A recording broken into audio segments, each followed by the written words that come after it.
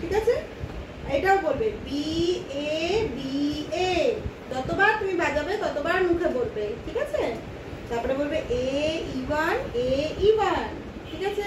তারপরে বলবে ই1 এ ই6 ই1, ঠিক আছে। আমি অফ সিনে বলে দেবো, ঠিক আছে।